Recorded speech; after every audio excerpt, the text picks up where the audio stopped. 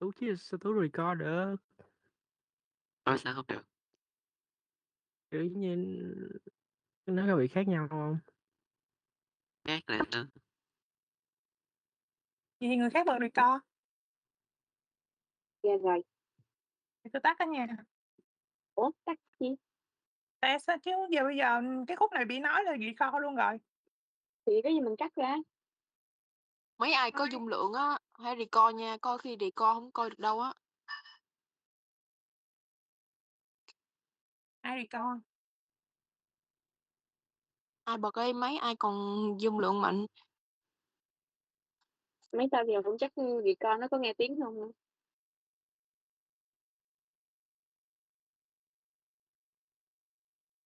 Tạo cả hai luôn hả?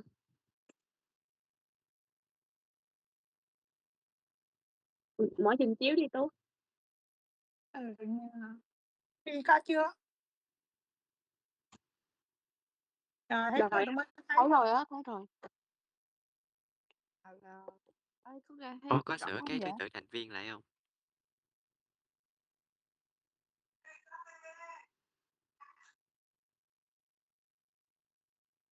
Thôi, hình như phải theo danh sách trình bày á. Theo danh sách Đâu, hôm bữa thầy nói là theo danh sách từ trên xuống dưới mà. thì kêu là theo Thầy danh kêu là theo danh sách của người thuyết trình á, thứ tự người thuyết trình á. Ủa, trình bày tí đi. Bây có nghe rõ không vậy? Có. Ý là nó có thay đổi không? Tại vì tao đang đeo tai nghe lại á. Phải thấy rõ. Ok.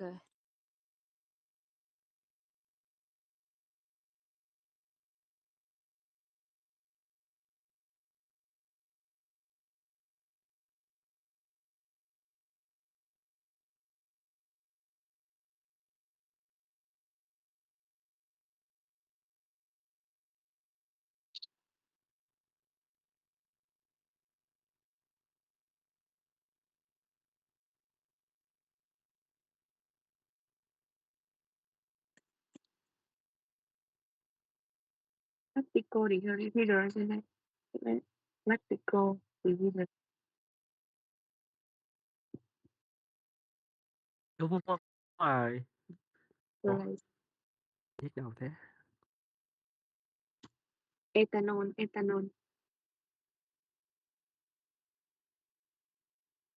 Lactoberry and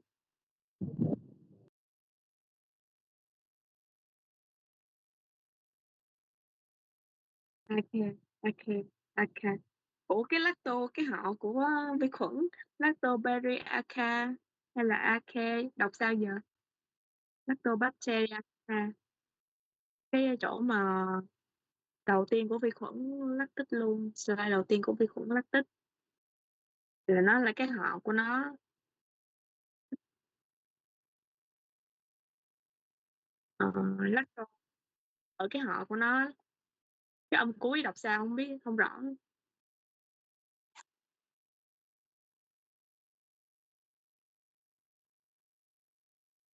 Ace,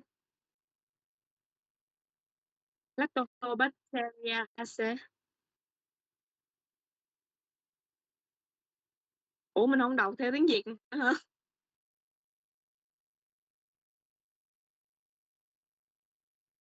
À, nhưng mà chứ không đọc là chữ khe hả? Khe. Khe. Chữ cờ, đọc chữ cờ hay là chữ cờ? Thế á?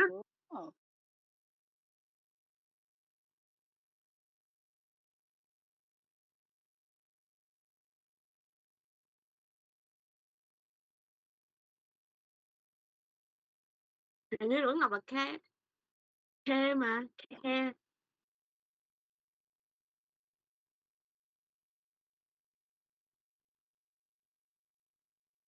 Ê, nhưng mà ý là hai chữ cờ, nếu mà tiếng Latin thì mình đọc là chữ cờ luôn chứ đúng không? Giống như coccus.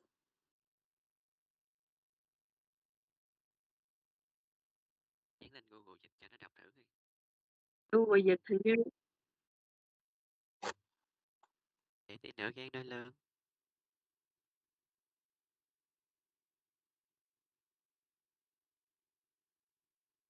Ừ.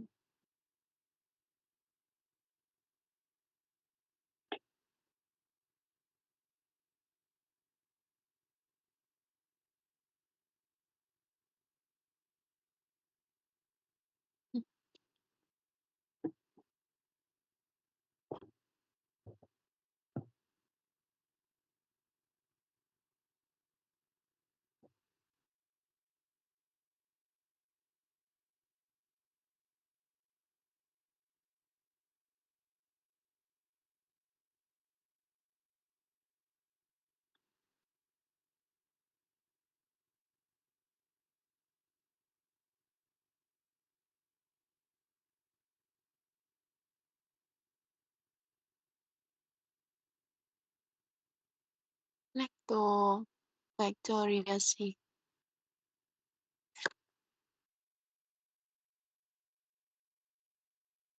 C á, đọc là C á.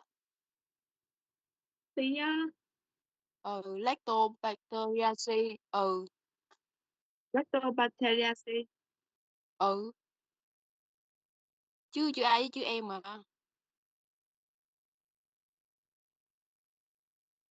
Ý là chữ cờ á. C thôi, mày đọc C thôi. À.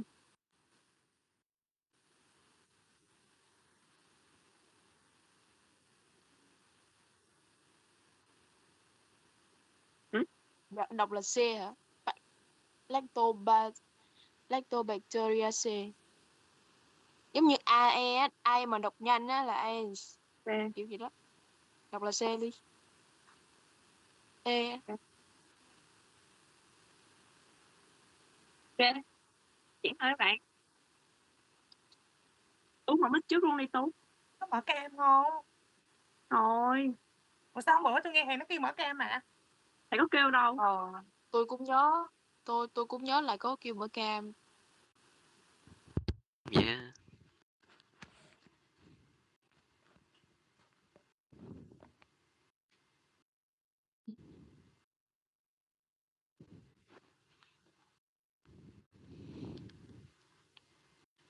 Có mà, ý là ghi âm cuộc họp trong team là có hết á. Trong cuộc họp nó diễn ra cái gì là có hết. Camera thiệt hả?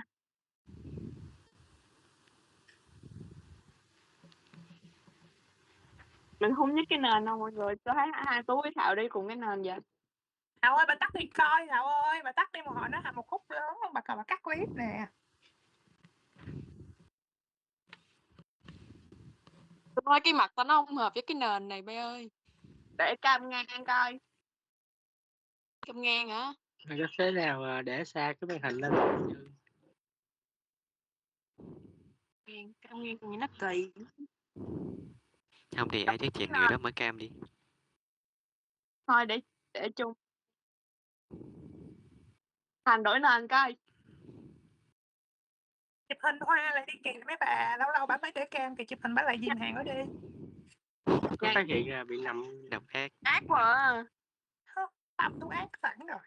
Bà Tú ác lắm nha bà Tú. Hoa hiểu đúng Hoa. Ủa sao tao đéo có cái hình đó ta? À đây.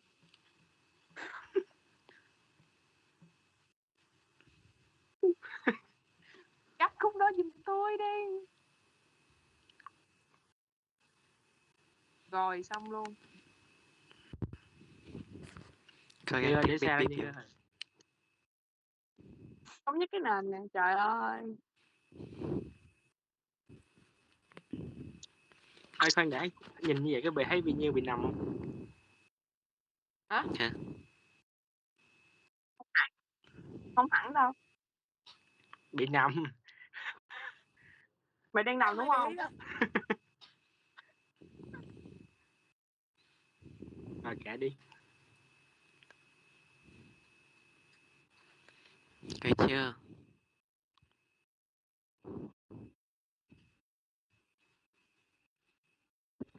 Đâu nha. Xin chào tất cả mọi người. Thì hôm nay nhóm em sẽ thuyết trình về cái quy trình lên men và thu hồi axit lactic, ứng dụng công nghệ nhựa và trao đổi ion. Thì sau đây sẽ là nội dung thuyết trình của nhóm em, thì nhóm em sẽ Khoan đã, hả? Sao cái mắt nó của mày rè mấy cái rè dập vô á. Là Cái biết cái miệng gì? mày để giống như ở ngoài biển vậy đó. Đang ở Vũng Tàu. Mày để camera xa ra coi hình như. Xa đó. Không thấy đường. Bữa thầy Dũng kêu rồi Nguyên hả? Ngồi cách 1 mét. Ở đây.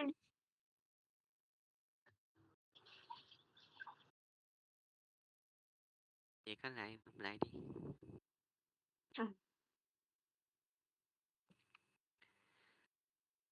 Xin chào tất cả mọi người, thì hôm nay nhóm em sẽ thuyết trình về quy trình lên men và thu hồi axit lactic ứng dụng công nghệ nhựa trao đổi ion. Thì sau đây sẽ là cái nội dung thuyết trình của nhóm em hôm nay. Thì đầu tiên sẽ là phần mở đầu quy trình. Kỳ quá. Ủa tính đọc cái đó xong Tú chuyển luôn. Lại cái nữa đi. Hay là cắt khúc đó. Là có đọc khúc đó không? Sao lần Tính trước tôi đọc nhớ là đó. nó đây là nội dung của nhóm em thôi mà. Nhưng mà tính đọc ra. Dạ đọc đúng không? Đúng rồi. Ok.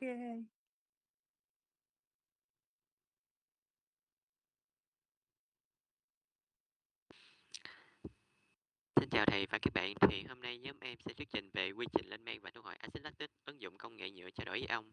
Và sau đây sẽ là phần nội dung thuyết trình của nhóm em hôm nay.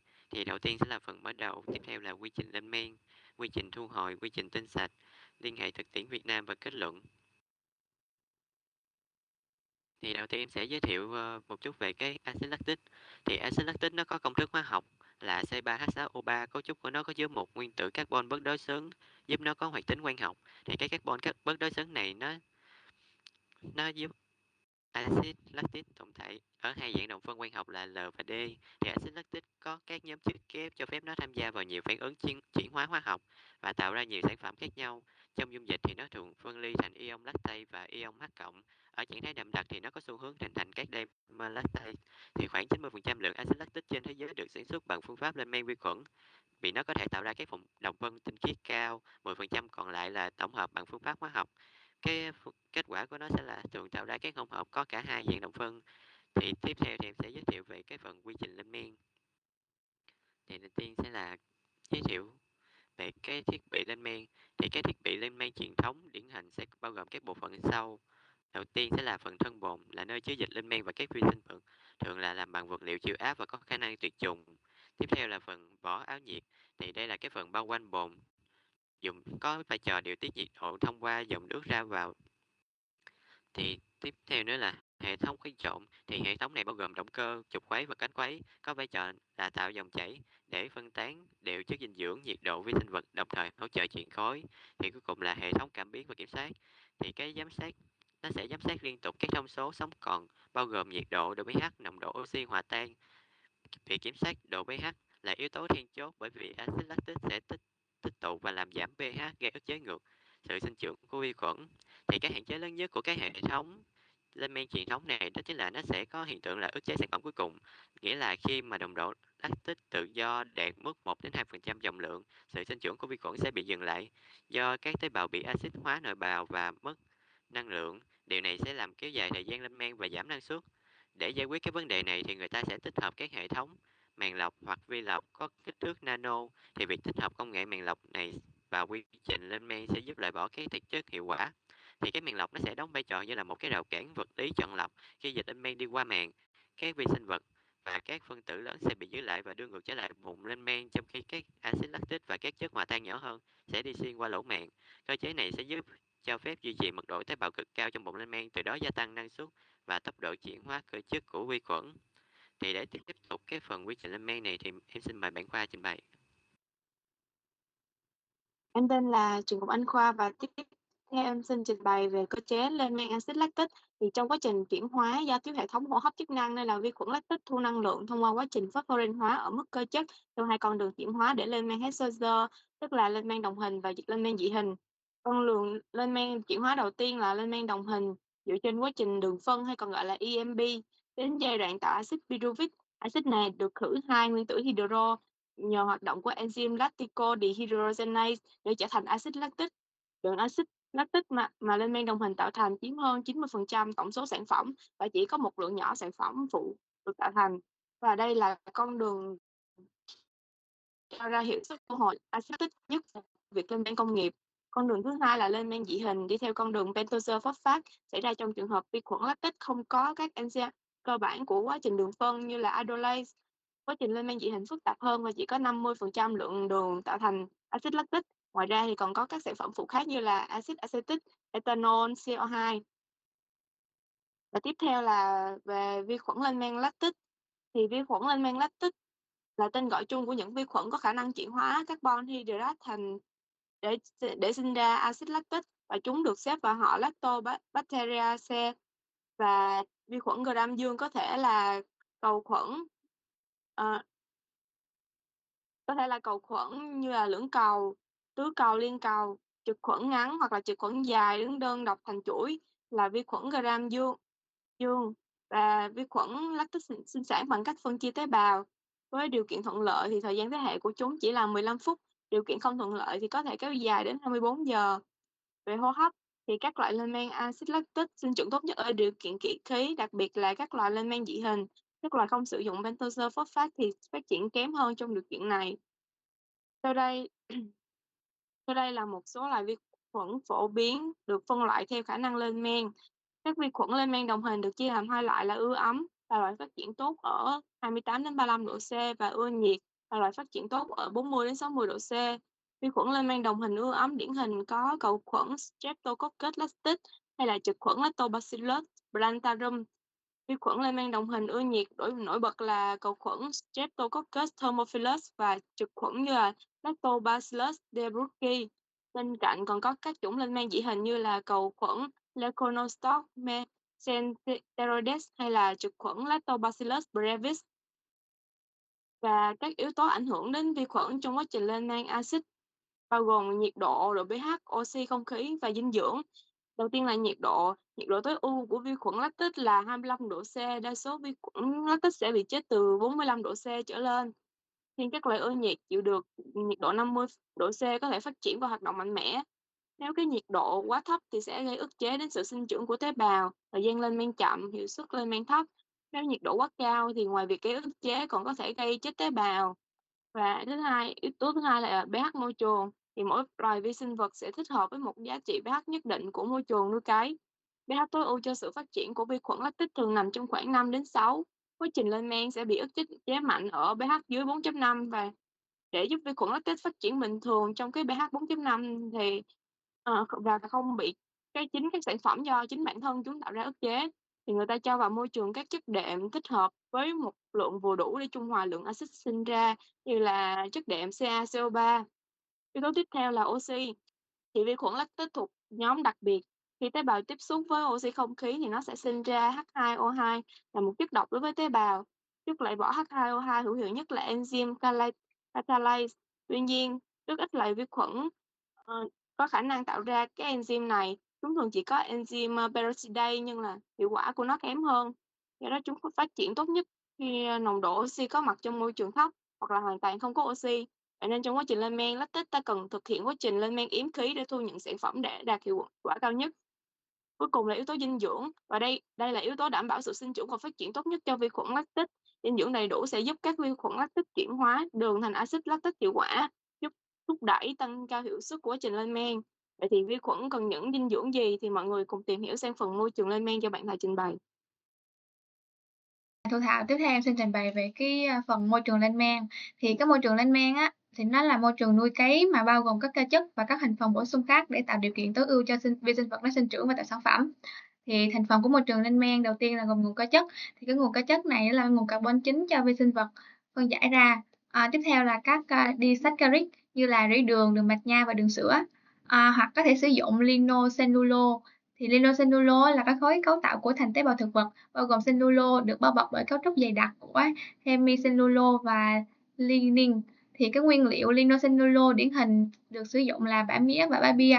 Tiếp theo chính là nguồn nitơ. Thì cái vi khuẩn lactic nó có khả năng tổng hợp các hợp chất nitơ hữu cơ phức tạp rất là yếu, cho nên là môi trường cần bổ sung các nguồn nitơ như là nitơ hữu cơ từ bếp tông, cao thịt và cao nấm men, hoặc là bổ sung nguồn nitơ vô cơ như là ure hoặc là ammoni sulfat. Và để duy trì hoạt động sống của vi khuẩn lactic á, thì cũng cần các chất khoáng như là magie, mangan, phosphor, kali và natri. Thì ngoài ra, các vitamin nhóm B như là thiamin, axit folic, biotin cũng rất cần thiết cho sự sinh trưởng và nó thường có sẵn trong rỉ đường hoặc được bổ sung từ cao nấm men. Tiếp đến là cái quy trình lên men axit lactic. Thì, bước đầu tiên là chuẩn bị dịch đường, thì cái mật rỉ đường á là một phụ phẩm giàu năng lượng nhưng giá thành rẻ cho nên là nó được sử dụng để làm nguyên liệu. Thì cái mật rỉ đường này nguyên chất á, nó có nồng độ đường rất là cao cho nên là nó sẽ gây cái ức chế vi sinh vật, cho nên là phải pha loãng nó về nồng độ thích hợp để vi khuẩn dễ dàng hấp thụ. Sau đó thì cái dịch đường này á sẽ được xử lý tạp chất và phối trộn thêm các dưỡng chất cần thiết để tạo nên môi trường nuôi cấy hoàn chỉnh. Thì song song với cái quá trình, chuẩn bị dịch đường á, thì sẽ là quá trình chuẩn bị giống. Thì cái chủng axit lactic thường dùng để lên men axit lactic. Cái chủng vi khuẩn lactic thường được sử dụng để lên men axit lactic á, thường là nhóm vi khuẩn lên men đồng hình. Thì cái vi khuẩn á, nó sẽ được nuôi cấy tăng sinh khối để đạt được số lượng tế bào và trạng thái sinh lý tốt nhất trước khi đưa vào bồn lên men chính. Thì tiếp theo chính là giai đoạn quan trọng nhất là giai đoạn lên men. Thì tại cái giai đoạn này á, thì dịch đường và vi khuẩn giống á, sẽ được đưa vào bồn phản ứng. Thì trong quá trình chuyển hóa đường thải axit lactic thì độ pH của trong bồn nó sẽ giảm nhanh và điều này có thể làm chết các vi khuẩn á, cho nên là người ta sẽ bổ sung thêm CaCO3 3 đến 4 lần mỗi ngày. Thì cái CaCO3 này nó đóng vai trò như là tác nhân trung hòa, nó giúp duy trì môi trường ổn định để vi khuẩn hoạt động bền bỉ nhất cho đến khi cạn kiệt nguyên liệu. Thì kết thúc quá trình lên men á, thì chúng ta sẽ thu được cái dịch lên men chứa muối canxi lactate. Thì để mà thu được cái axit lactic thì chúng ta sẽ qua cái quá trình thu hồi do bạn Thanh Tú trình bày.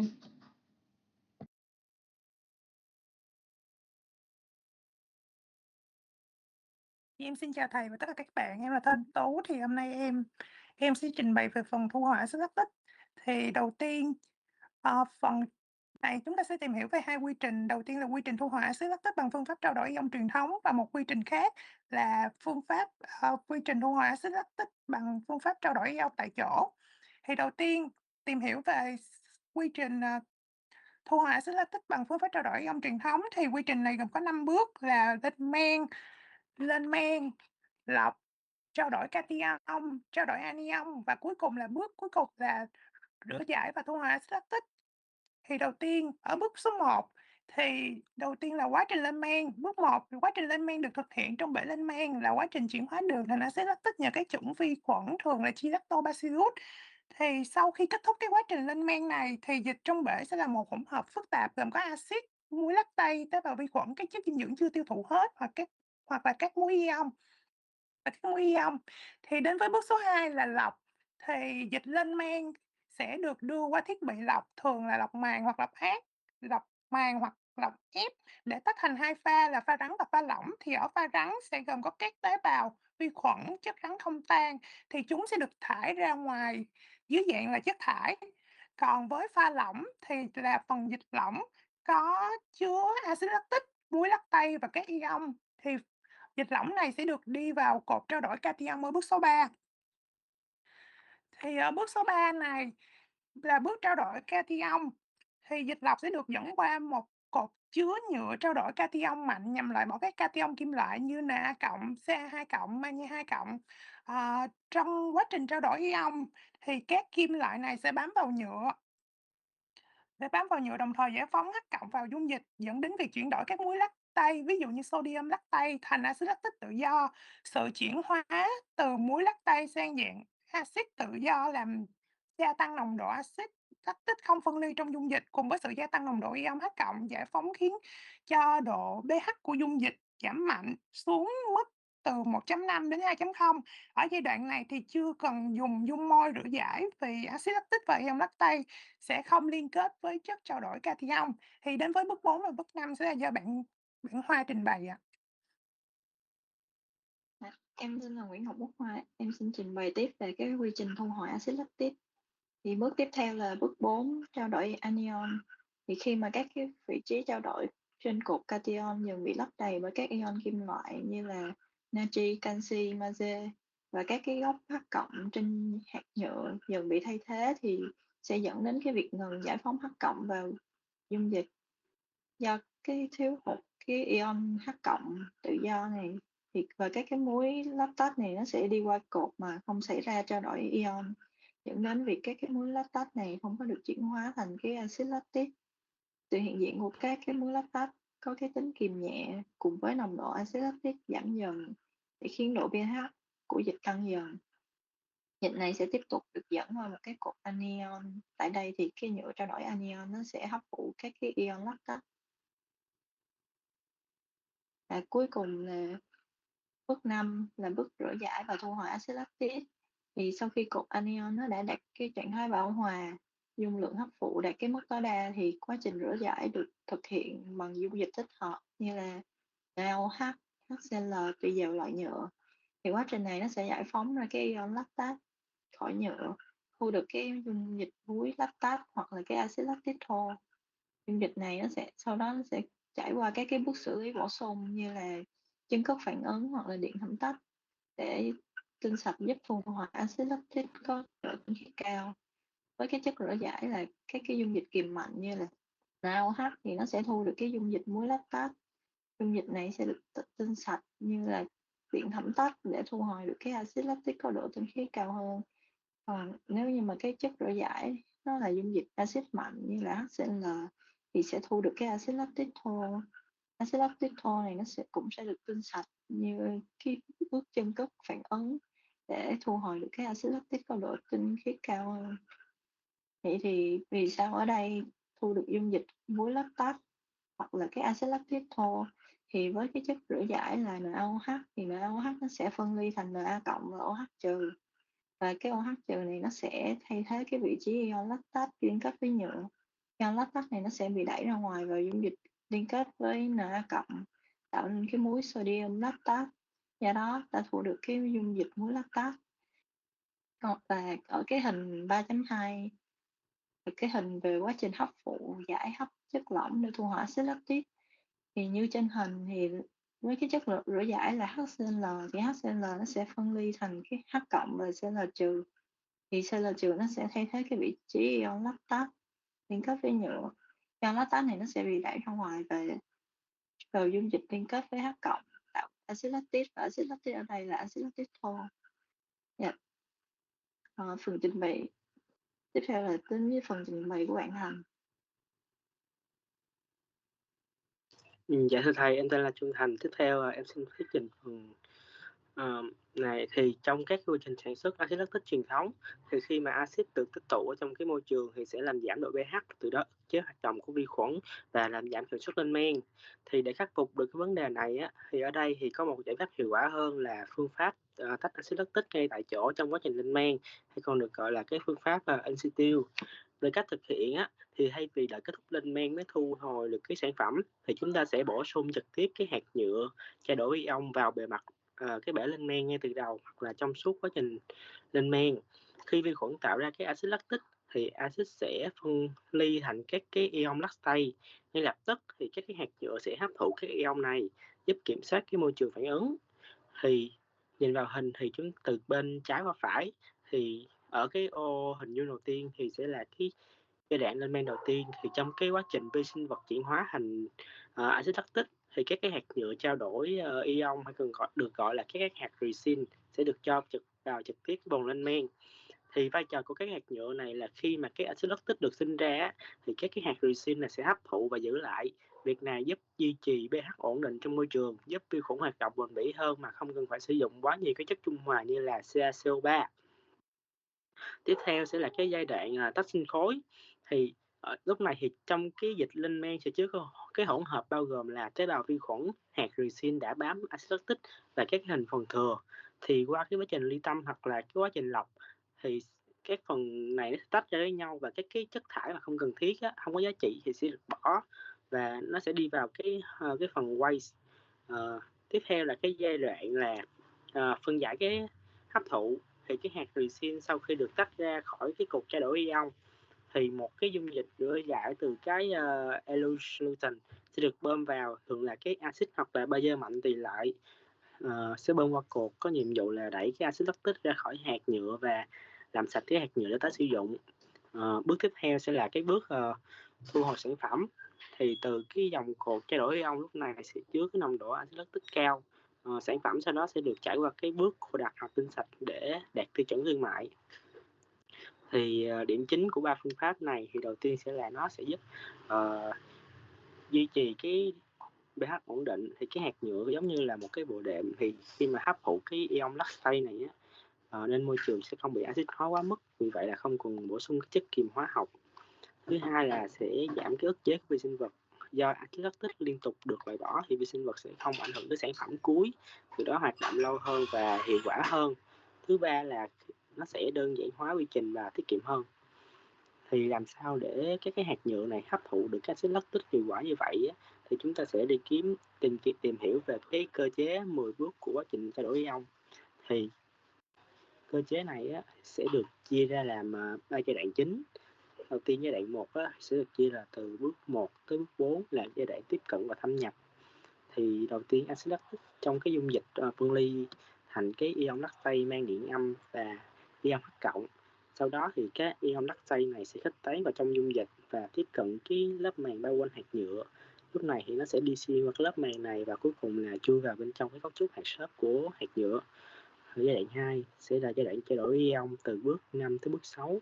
Là tại đây thì các ion lactate sẽ gắn vào một cái nhóm chất của hạt nhựa, đồng thời để giữ cân bằng điện tích một cái ion khác bám trên cái hạt nhựa sẽ bị đẩy ra ngoài. Và giai đoạn cuối cùng là giai đoạn giải phóng và tái kết hợp, là từ bước 10 tới bước 7. Thì ion sẽ bị đẩy ra ngoài, di chuyển từ trong hạt ra bên ngoài hạt, đi xuyên qua lớp màng và quay trở lại dung dịch. Cuối cùng thì nó sẽ kết hợp với các ion khác trong môi trường và hoàn thành một chu trình trao đổi. Thì hiệu quả của cái toàn bộ quá trình này phụ thuộc vào rất lớn vào độ pH. Thông thường thì pH cần được duy trì thấp hơn pKa của axit lactic là khoảng 3,86, là để nhựa ion có thể hấp thụ cái tốt nhất và độ chọn lọc cao nhất. Phần thuyết trình kết thúc và mời bạn tiếp theo ạ.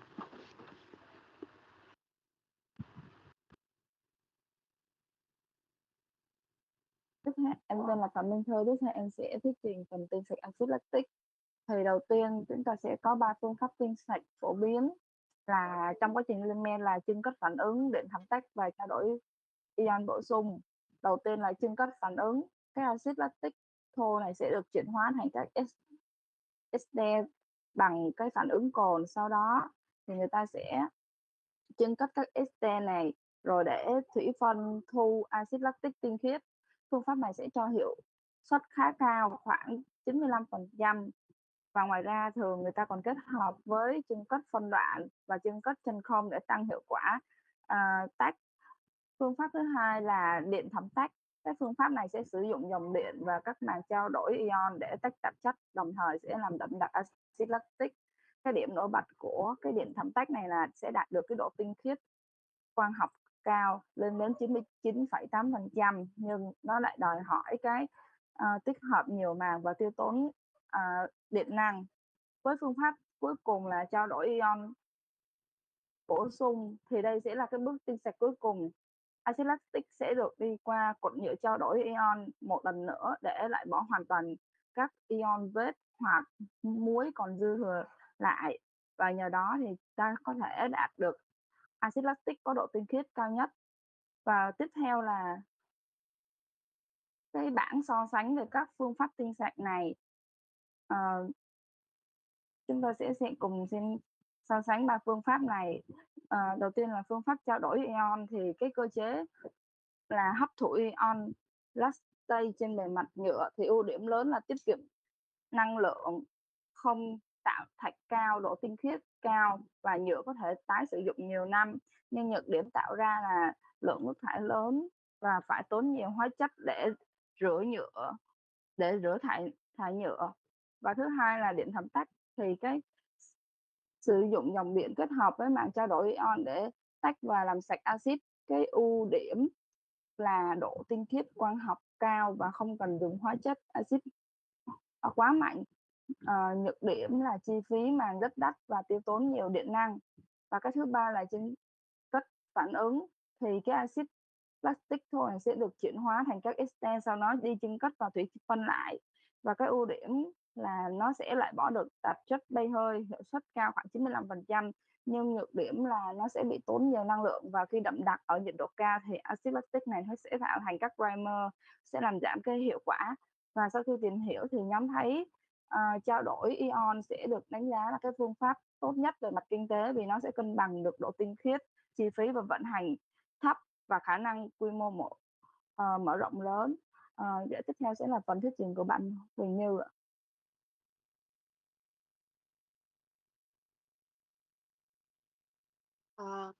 Em là Huỳnh Như, thì em sẽ xin thuyết trình về phần liên hệ thực tiễn Việt Nam. Đầu tiên là tiềm năng và thực tiễn tại Việt Nam. Thì tại Việt Nam có nguồn lignocellulose dồi dào, ví dụ như rơm rạ, bã mía, các phụ phẩm nông nghiệp sẽ tập trung nhiều ở vùng đồng bằng sông Cửu Long và vùng miền Trung, với chi phí thấp và dễ khai thác. Thực tiễn đã có nhiều nghiên cứu về lên men axit lactic từ sinh khối, kèm theo đó là ứng dụng vi khuẩn lab và nguyên liệu giá rẻ từ rỉ đường và phụ phẩm, với xu hướng kết hợp công nghệ trao đổi ion để tăng hiệu suất và giảm chất thải. Tiếp theo là thách thức và thị trường thách thức và hướng phát triển. Nhu cầu nhựa sinh học đang tăng mạnh, xấp xỉ khoảng 15,2% trên một năm. Ứng dụng bao bì sinh học, vật liệu composite thân thiện với môi trường, công nghệ sản xuất, nhưng có thách thức là công nghệ sản xuất chưa đồng bộ, kèm theo đó là chi phí cao, khó khăn trong việc tiền xử lý lignocellulose và tinh sạch sản phẩm, và quy mô sản xuất công nghiệp còn hạn chế. Và hướng phát triển là tận dụng phụ phẩm nông nghiệp với quy mô lớn, tối ưu quy trình pH, nhựa trao đổi ion, công nghệ lên men, và đầu tư vào công nghệ và mở rộng sản xuất nhựa sinh học trong nước. Và tóm lại, giải pháp tối ưu cho việc lên men axit lactic là kết hợp lên men bổ sung và thu hồi axit lactic bằng nhựa trao đổi ion, sẽ khắc phục ức chế sản phẩm của phương pháp lên men theo truyền thống. Thì phương pháp tối ưu này sẽ đạt hiệu suất thu hồi vượt trội, đạt tới 91% hiệu suất thu hồi so với 60-70% phương pháp cũ, đạt độ tinh khiết 92-94,6%. Về lợi ích môi trường thì sẽ loại bỏ hoàn toàn bụi thạch cao. Nhựa tái sinh được nhiều lần với độ bền và sử dụng được nhiều năm, tiết kiệm năng lượng. Về lợi ích kinh tế thì sẽ giảm chi phí hạ nguồn 30-40%, với chi phí tái sinh thấp và hóa chất phổ biến, rẻ, dễ kiếm, phù hợp với doanh nghiệp vừa và nhỏ. Phần thuyết trình của nhóm đến đây là hết. Cảm ơn thầy và mọi người đã lắng nghe.